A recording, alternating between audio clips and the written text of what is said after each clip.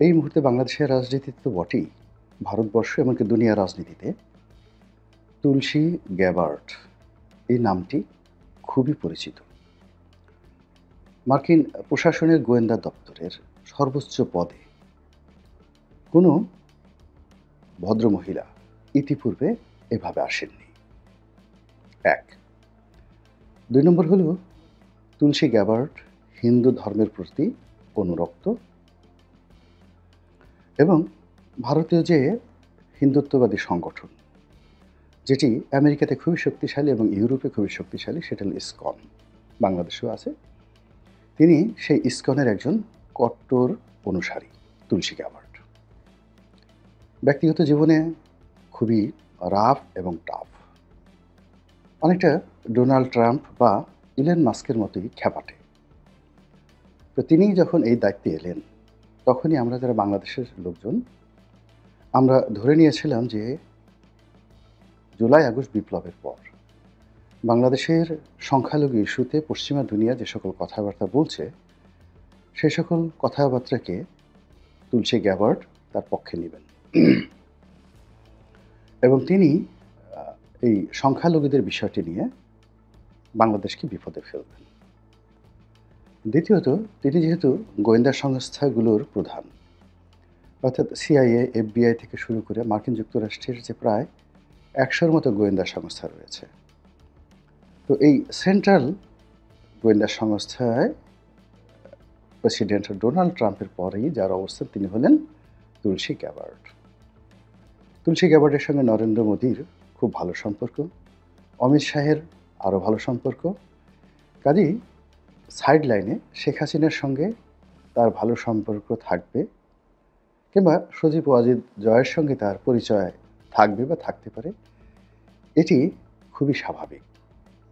এর কারণ হলো যে Tulsi Gabbard all on a sudden আমাদের বাংলাদেশে যারা এই মুহূর্তে উপদেষ্টা হয়েছেন তাদের মতো নয়। তার বর্ণাঢ্য সৈনিক জীবন রয়েছে, রাজনীতিতে তার বর্ণাঢ্য জীবন রয়েছে এবং সেই জীবনের কোনো ফাঁকে যেহেতু আওয়ামী লীগ তাদের পক্ষে কাজ করার জন্য বিভিন্ন লবিস্ট ফার্মকে নিয়োগ দিয়েছে, এরকম কোনো লবিস্ট ফার্মের মাধ্যমে তুলসী গ্যাবার্ডের সঙ্গে যদি আওয়ামী লীগের সিনিয়র নেতৃবৃন্দের পরিচয় হয়, হৃদ্যতা হয়, সম্পর্ক হয়, এটা অস্বাভাবিক কিছু নয়।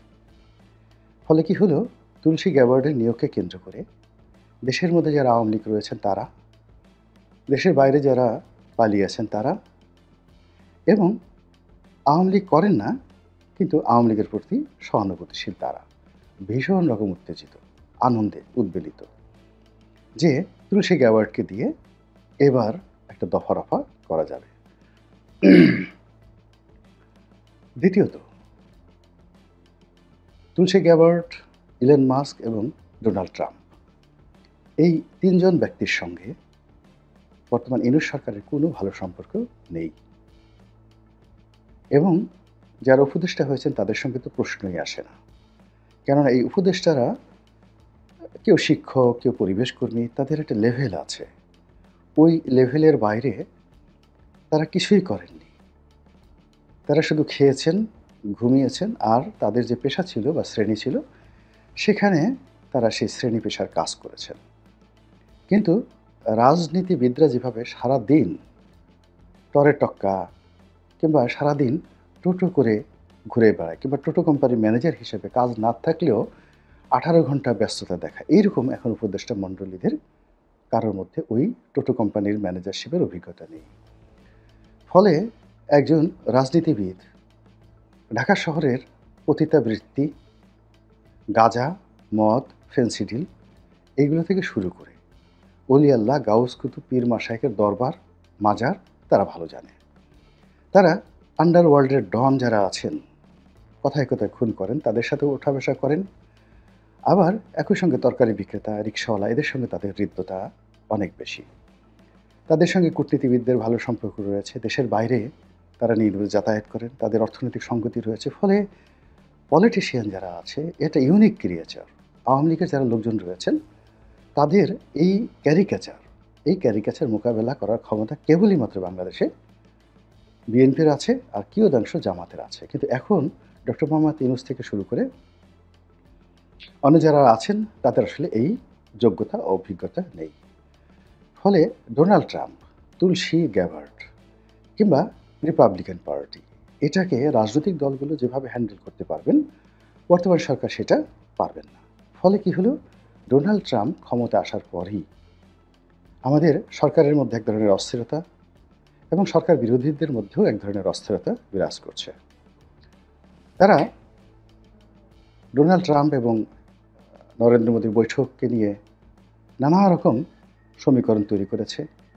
আবার তুলসী গ্যাবার্ডের ভারত সফর এবং সেখানে নরেন্দ্র মোদীর সঙ্গে সাক্ষাৎ এবং ক্লোজ ডোর মিটিং ভারতীয় সেনাপ্রধান এবং অজিত দোভাল, যিনি ভারতের নিরাপত্তা বিষয়ক প্রধান উপদেষ্টা, তার সঙ্গে একেবারে ক্লোজ ডোর বৈঠক এবং তার কিছু সময় সরকারি কর্মকাণ্ডের বাইরে, অর্থাৎ এই সময়টি তিনি কি করেছেন কেউ বলতে পারে না। হয়তো তিনি শেখ হাসিনার সাথে দেখা করেছেন, হয়তো তিনি আজমির শরীফে গিয়েছেন, হয়তো তাজমহলে গিয়েছেন, হোয়াট এভার মেবি, কিন্তু ওই সময়ের হিসাব পাওয়া যাচ্ছে না। এবং বৈঠক শেষে তিনি যে বক্তব্য দিয়েছেন এটি ভারত তো বটেই, বাংলাদেশের সকল পত্রপত্রিকার একেবারে লিড নিউজ হয়েছে। তিনি বাংলাদেশের বিষয় নিয়ে গভীরভাবে উদ্বিগ্ন। এটার ইংরেজি যদি করেন আরও ডেঞ্জারাস।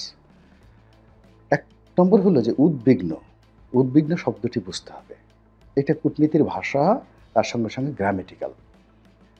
তো উৎকণ্ঠা, আশঙ্কা এবং উদ্বিগ্নতা, এই তিনটার মধ্যে উদ্বিগ্ন হলো সুপারলেটিভ, সবচেয়ে বেশি।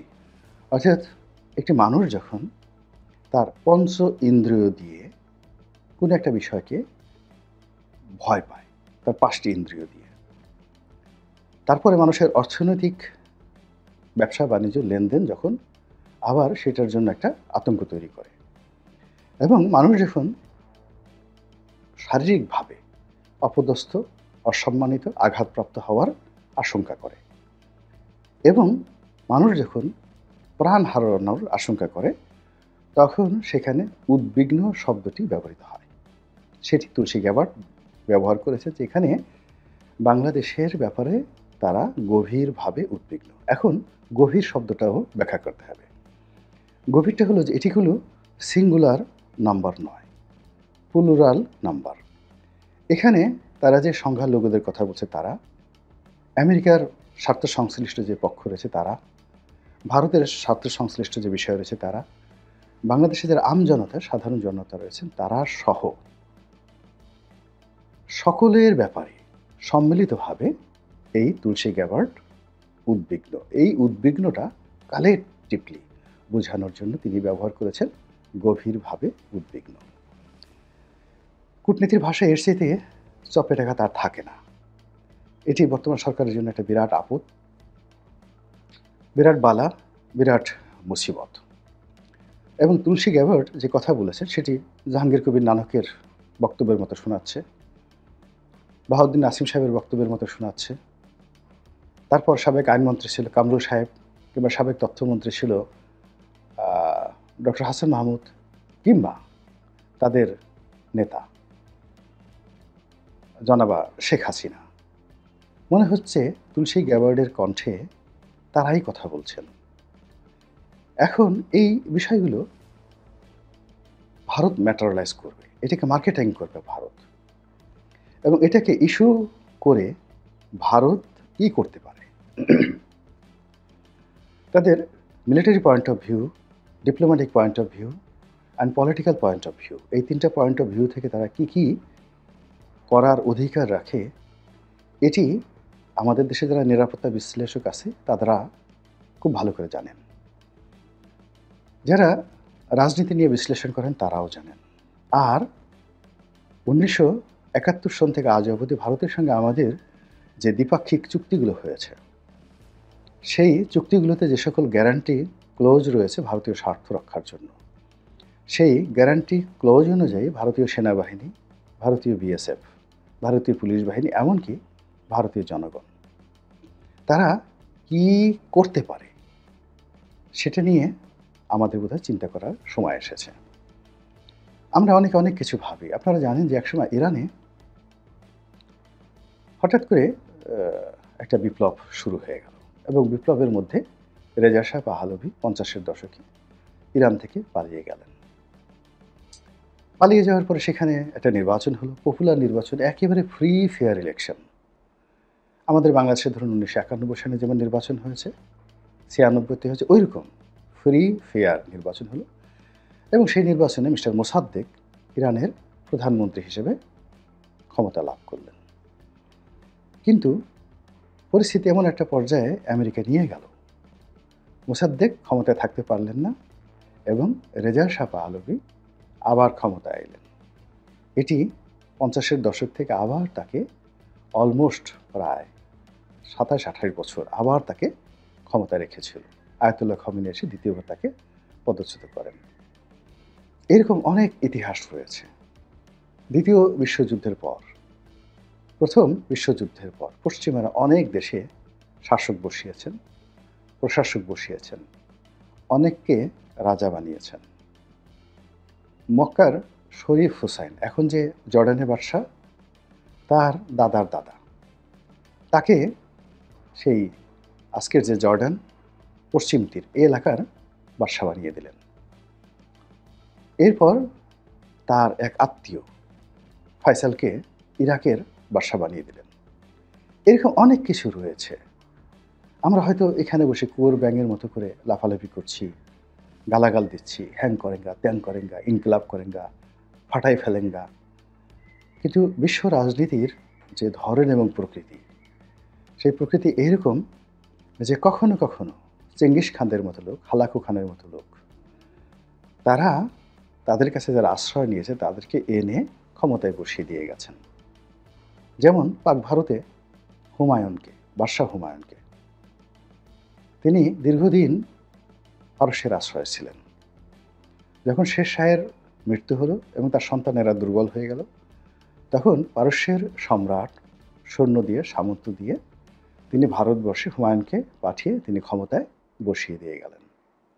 এরকম আমি শত শত উদাহরণ দিতে পারবো। কাজে শেখ হাসিনাকে নিয়ে আপনারা যেভাবে ঠাট্টা করছেন, মস্করা করছেন, যেভাবে নাকে তেল দিয়ে ঘুমাচ্ছেন, তুলসী গ্যাবার্ডকে আপনারা যেভাবে তুলসী পাতার মতো মনে করছেন,